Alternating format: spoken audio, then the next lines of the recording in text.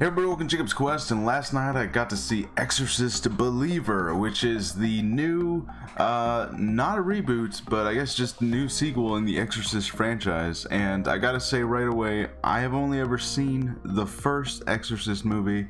I know they made at least two more, and then I think they made a couple of other spin-off type movies. There's a bunch of Exorcist movies, but I've only ever seen the first one. So if there's any kind of connection at all, I did not pick up on it. I don't think there was, but if there was, I have no idea. But in any case, yeah, so of course, if you've seen the trailer, you know the franchise. This is another Exorcist movie. Two girls go missing in the woods after they tried to contact one of the girls' dead mother, and they mysteriously disappear for 3 days, and it kind of becomes like a, they're putting up the missing posters, and they're all doing the interviews, and they're all like looking for their girls, combing the woods and all that, and then they find them, and of course they're acting strange, and both of the girls go through sudden transformations of just crazier, increasingly crazy demonic behavior, until eventually they have to get together and try something else, and it's kind of what you've seen in a lot of Exorcist movies, right? Like, how different can the concept really be at this point? They've made so many different sort of exorcism type movies. Even if it's not in this franchise, it's like the same idea, really. But yeah, I will say this one, they do bring back the mom from the original Exorcist movie, and they contact her because one of the characters read a book that the mom had written, and apparently Reagan, the little girl from the original movie, the one who was originally possessed, they kind of fell out of contact with each other because she wrote this book. And so we have sort of this lingering thread of like a contact from the original movie, and the mom gets involved, and surprisingly she's quickly dispatched, right? Like, she has a confrontation with one of the girls, and she gets attacked, and her eyes, she gets attacked with a cross to the eyes, and she's in the hospital for the rest of the movie. She's still alive, but so she's quickly taken out of commission, which, I'll be honest, I am kind of in favor of that decision, because it feels like, we just got through the Halloween franchise where we bring back Laurie Strode, and we have the return of the original actress, and now she's this older lady, but she's been preparing for this moment, and we've done this, like it's a cool idea, but we've done this. And then I think one of the newer Texas Chainsaw movies tried to do a very similar thing, so like, I don't know, it feels like a thing that we've already done. Bring back an older legacy character who's like got like this personal grudge against whatever this monster is, I'm like, okay, I get it, but also I feel like you don't need to travel the same road again with another franchise, because it feels like we've done this before. So I am kind of glad that, like, instead of her taking over as essentially the lead of the movie once she's introduced, she has a scene, and she's kind of taken out and put in the background for the rest of the movie. So she is in that hospital room, and you do see her occasionally. But really, this is very much about the main characters is being the dad and his daughter, and his relationship with, he lost his wife, and he had to make a choice between the wife and the daughter. And it's revealed later on in kind of a twist that, like, oh, he chose the wife. The wife was pregnant and dying, and he had to make a choice, and he chose the wife.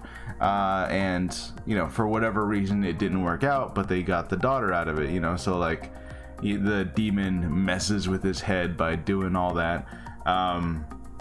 And the other thing is that, like, because there's two of them, and you have another set of parents here who are more of your traditional Christian going family, and our main character family is not a religious type at all, right? Which is very much in vein with the original Exorcist movie. I believe the mom actress was not like a religious type, and so the whole conflict of like having to go to priests and religion in order to solve this problem was like a thing, like a plot point in the movie.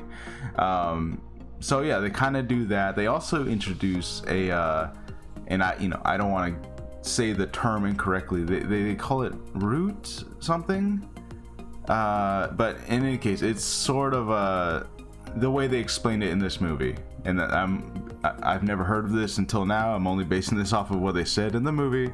Essentially, slaves would take things that they knew from from where they came from, and they would kind of infuse that with the crops that they were being forced to do, and they kind of did like this interesting, like Christianity was still kind of involved there, and I don't know, they had a term for it, but it's not directly from the church. It wasn't like a priest or anything. It was like this lady she was infusing water and a bunch of roots, and I don't know the term for it. I'm gonna have to watch the movie again or look this up, but in any case, so they did introduce some new elements as to how to fight the demon, and they both seem to work pretty well, right? So like basically it's I think the idea is belief and spirituality works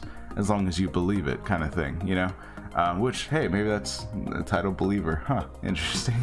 Anyways, yeah, as far as scares go, I think early on there are a couple of jump scares, like a little bit, right?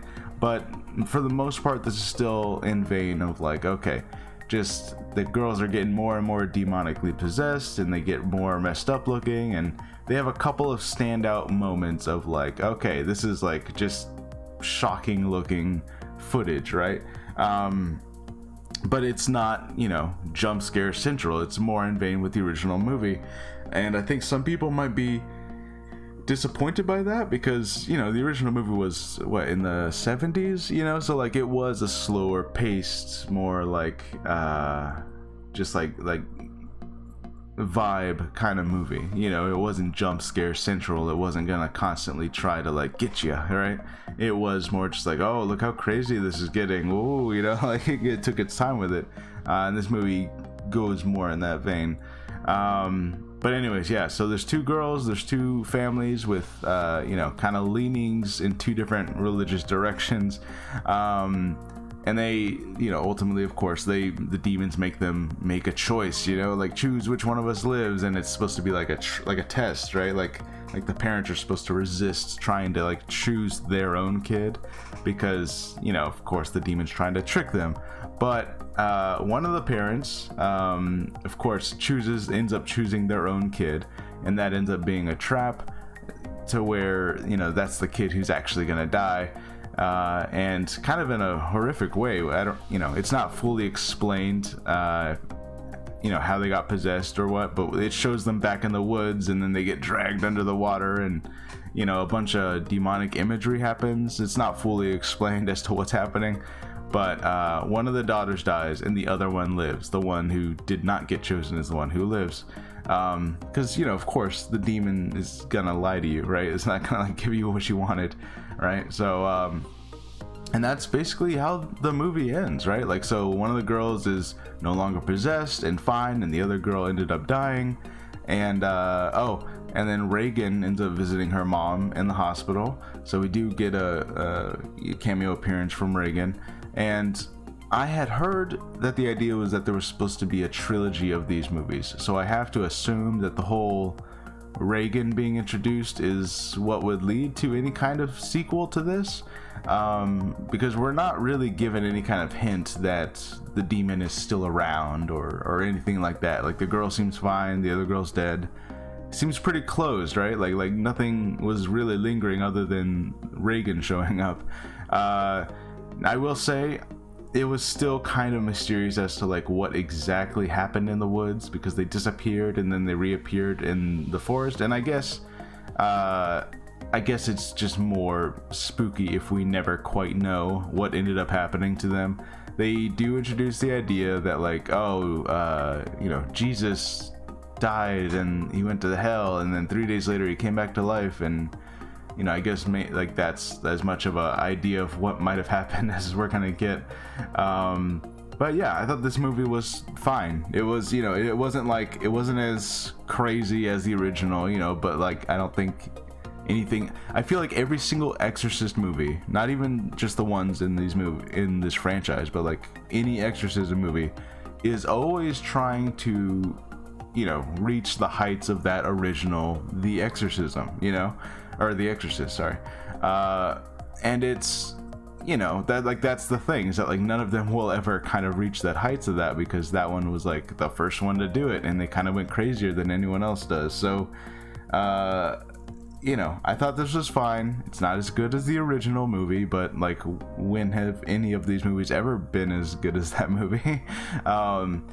You know, so I don't know, I've heard some people complain about the CGI, which I don't know, that seems weird to complain about. I mean, yeah, this is not a 70s movie. Like, we're gonna use some CGI to, you know, do some spooky demon stuff, you know. But yeah, otherwise I thought it was fine. I saw some people were like really angry at this movie, and I don't know why, you know, because honestly I watched this and I don't know what else an Exorcist movie is supposed to be, you know. Like I don't know where you thought it might be going, or like what you think this movie might be missing, because as far as I can tell, this, like, yeah, this is, you know, this is an Exorcist movie. This is what they do. So yeah, anyways, I thought it was fine. It was, you know, if you're looking for something spooky to watch during Halloween, this one will be perfectly serviceable. You know, and look, truth be told, I am not a religious person at all, right? So like, a lot of the demon exorcism type elements of horror movies, they don't really get to me in a way that they might get to some other people, because, you know, I didn't grow up believing any of this stuff, so it doesn't, you know, it doesn't hit me the same as I know some other people get. Like, oh man, this is the demon stuff I was told was real when I was a kid, you know. Like, so, you know, I guess it depends on who you are, how much this movie's gonna really get to you. But yeah, I thought it was fine. It was a fine exorcism movie. That's just how it is. All right, let me know what you guys think about The Exorcist Believer, and if you know why some people I've seen are angry about this movie, please let me know, because I don't know. I don't know what else. I don't know what would make people angry about this movie. But yeah. All right, I'll see you guys later. Bye.